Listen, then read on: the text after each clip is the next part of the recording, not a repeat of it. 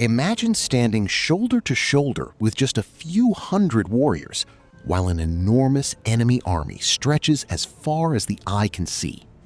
The Persian King Xerxes I had marched into Greece with one of the largest invasion forces of the ancient world. Against him stood King Leonidas of Sparta and his famous 300 Spartan warriors. But here's the truth most movies leave out. Thousands of other Greek soldiers also fought beside them. This is the real story of the Battle of Thermopylae, one of history's greatest last stands. The year was 480 BC. 10 years earlier, the Persian Empire had suffered a shocking defeat at the Battle of Marathon. King Darius planned revenge, but he died before he could invade again. His son, Xerxes I, inherited both the throne and his father's ambition. Determined to crush the Greek city-states once and for all, Xerxes assembled a massive invasion force. Ancient writers claimed it numbered in the millions, but modern historians believe it was likely in the hundreds of thousands or fewer.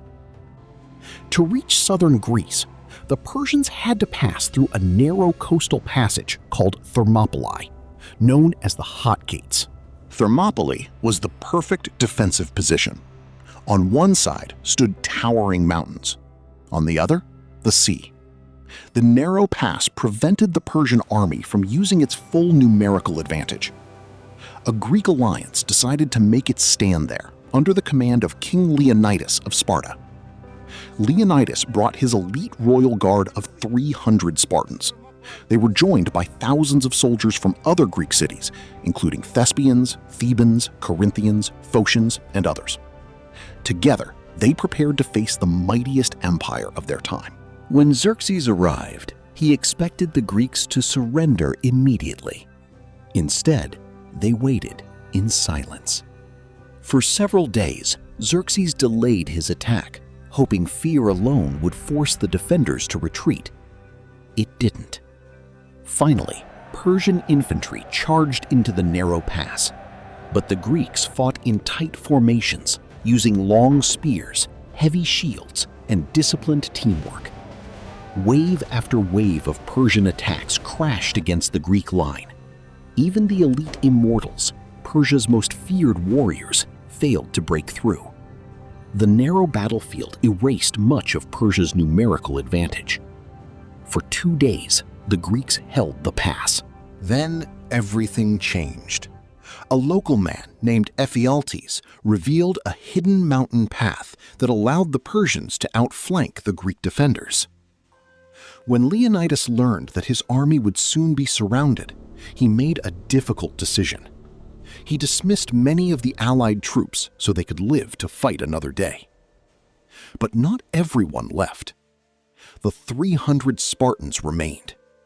They were joined by hundreds of Thespians who chose to stay voluntarily, along with a smaller group of Thebans. Together, they prepared for their final battle. The final battle was fierce. Leonidas was killed, and the defenders fought desperately to recover his body. As their spears broke, they drew swords. When their swords failed, they fought with whatever remained. Eventually, the last defenders were overwhelmed by Persian attacks. The pass had fallen.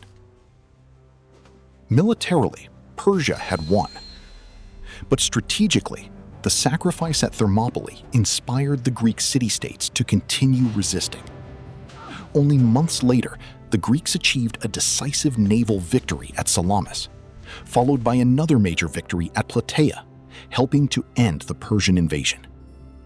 Today, more than 2,500 years later, Thermopylae remains a symbol of courage, sacrifice, and determination against overwhelming odds. Sometimes, history remembers not those who had the largest army, but those who refused to give up.